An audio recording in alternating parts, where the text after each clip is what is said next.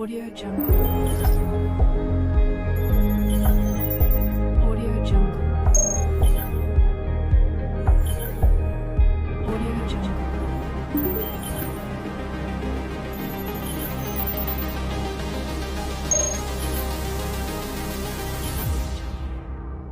Audio Jungle.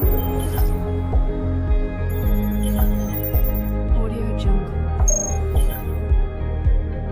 Audio Jungle.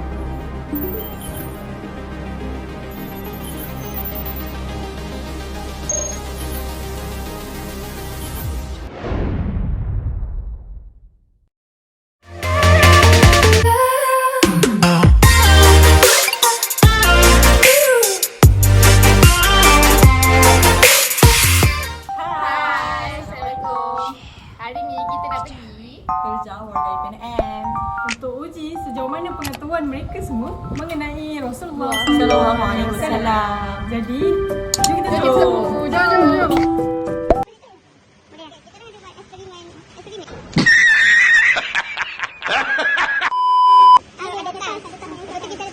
Tanya tentang Nabi Muhammad Sallallahu Alaihi Wasallam.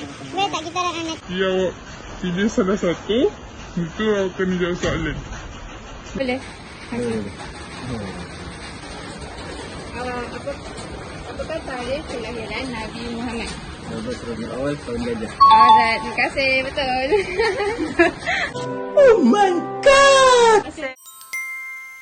Bismillahirrahmanirrahim. Assalamualaikum warahmatullahi wabarakatuh. InsyaAllah pada hari yang berbahagia ini suka saya untuk berkongsi sedikit pengetahuan berkenaan keindahan peribadi baginda Rasulullah SAW sebagai seorang rasul.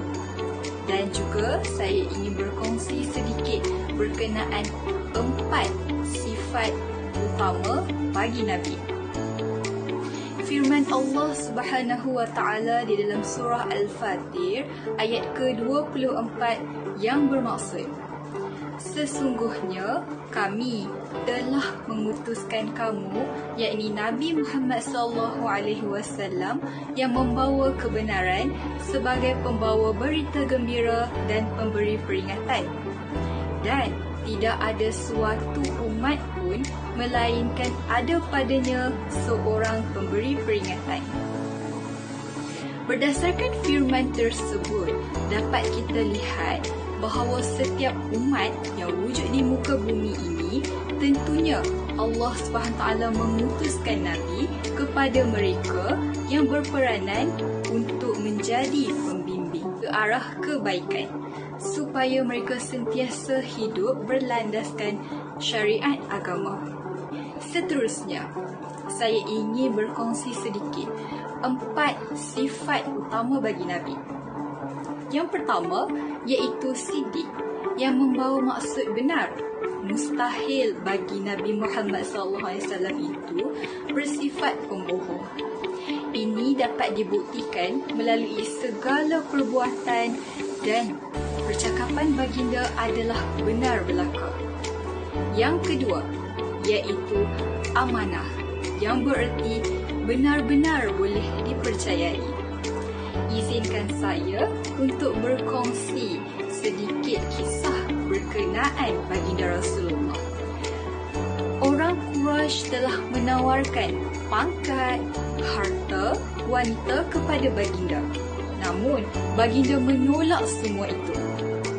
Baginda bersabda, "Demi Allah, sekiranya diberikan matahari di sebelah kananku dan diberikan bulan di sebelah kiriku, nescaya aku tidak mahu semata-mata untuk meninggalkan tugasan ini.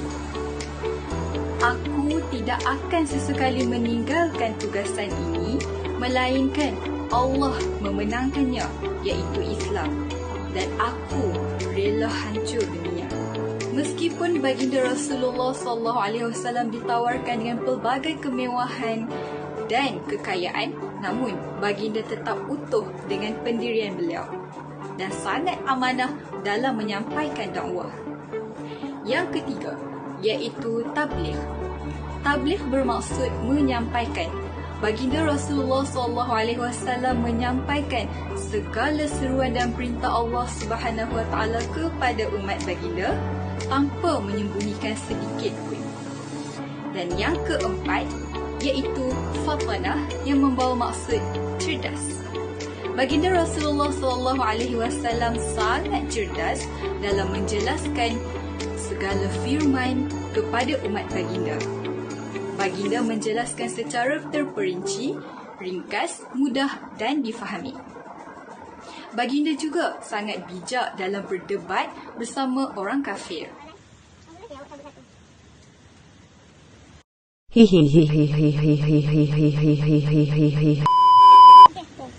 Ceritakan mengenai anak Nabi Muhammad, berapa dan siapa? Siapa tu nyatakan seorang perempuan dan seorang lelaki? Ada 7 orang anak Nabi, ada Zainab dengan Qasim.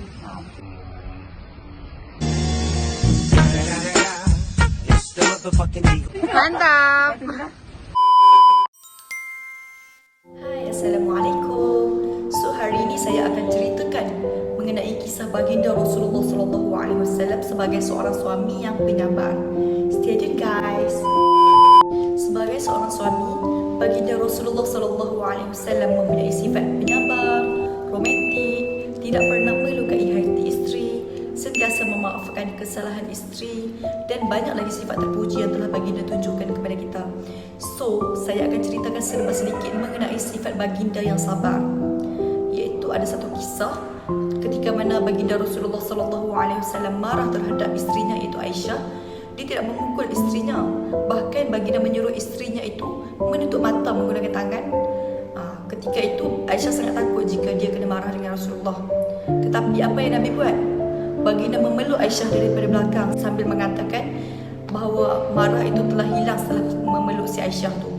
Masya Allah, sungguh indahnya sifat baginda Rasulullah SAW walaupun baginda dalam keadaan marah. Kalau nak diceritakan dengan beberapa orang yang viral zaman sekarang, mereka sanggup memukul isteri-isteri mereka yang mana mereka mengungkapkan rasa cinta setiap hari. Kau ni kan? Kau ni ngerti masak atau tak ngerti masak? Ha? Kau ngerti masak atau tak ngerti masak? Pasal, pasal Dan! Kau ni lah! Apa hal? Muhasabah. Kalau ada soalan dia.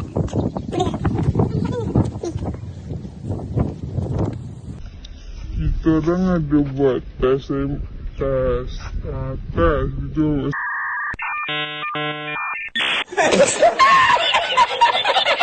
Tentang Nabi Muhammad SAW. Korang boleh pilih 3. Pilih satu. Yang tadi 3 ni, itu korang kena jawab.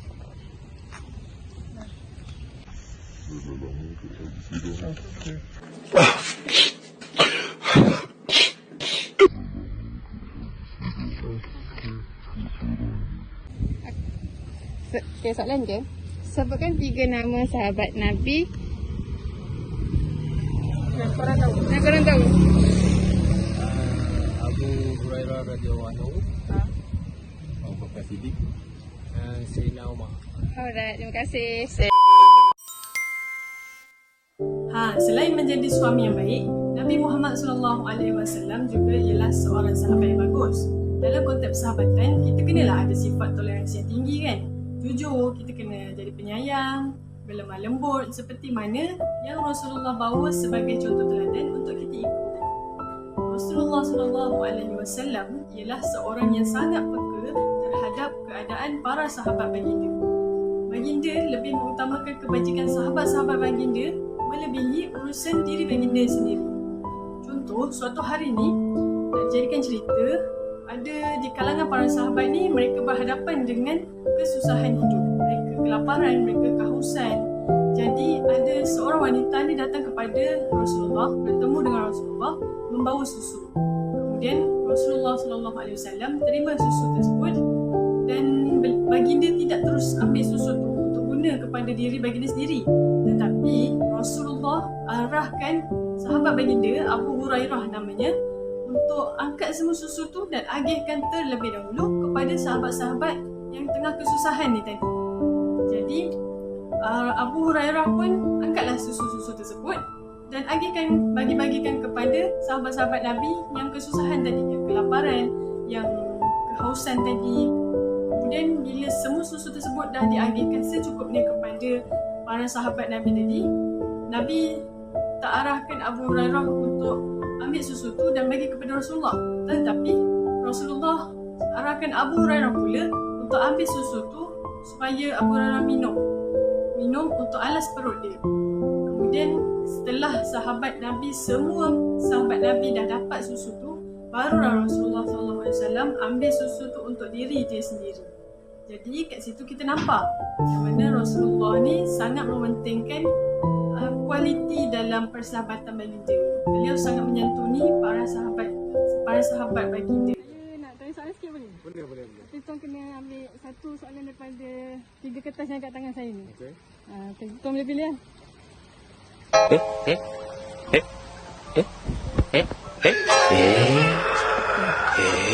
Ini soalannya. Okey. Hijrah Nabi SAW dari mana ke mana? Daripada kota Mekah ke Madinah, betul? Betul tuan, pandai tuan.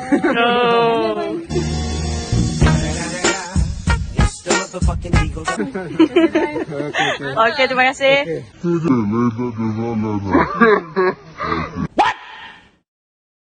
Tak soalan banyak. Nanti datang order. Boleh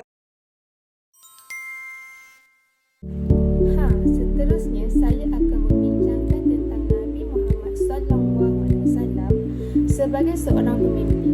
Nabi Muhammad SAW telah dilantik oleh Allah SWT untuk memimpin manusia yang berada di atas muka bumi ini ke jalan yang benar. Kepimpinan baginda juga telah terselah sebelum baginda dilantik untuk menjadi Nabi dan Rasul dan ketika baginda berada di kota Mekah.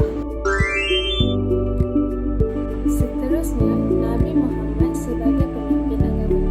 Nabi Muhammad sebagai pemimpin agama yang banyak pengaruhnya dan amat dihormati sekali.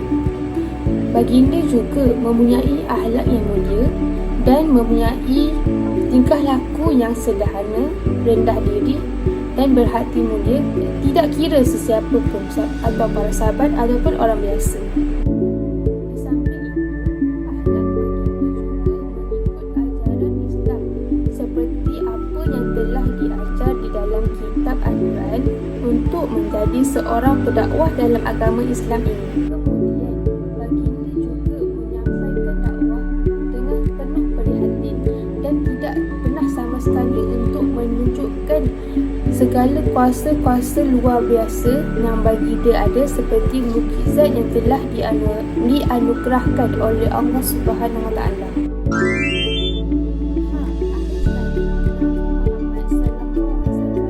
Sebagai ketua pemimpin atau lebih dikenali sebagai panglima dalam ketentuan, Nabi Muhammad SAW pemimpin yang mempunyai mutu kepimpinan yang tinggi dalam bidang ketenteraan, bahkan menjadi tauladan kepada umat Islam sehingga hari ini. Baginda juga selalu bersikap adil kepada sesiapa pun, sama ada pada para sahabat ataupun pada musuh-musuh Islam.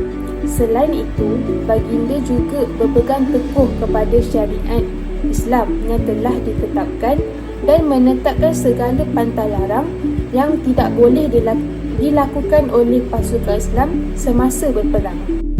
Antara pantang larangnya ialah pasukan Islam adalah sama sekali dilarang untuk bertindak kejam pada tawanan perang ataupun musuh yang telah mati. Seterusnya, dilarang memerangi kanak-kanak, kaum wanita ataupun orang tua. Seterusnya, dilarang memerangi orang yang sedang beribadah ataupun orang awam. Seterusnya, dilarang memusnahkan harta benda ataupun tanaman-tanaman. Seterusnya, dilarang untuk mengejar musuh yang telah lari. Dan akhir sekali, menghentikan peperangan sekiranya pihak musuh meminta untuk berdamai.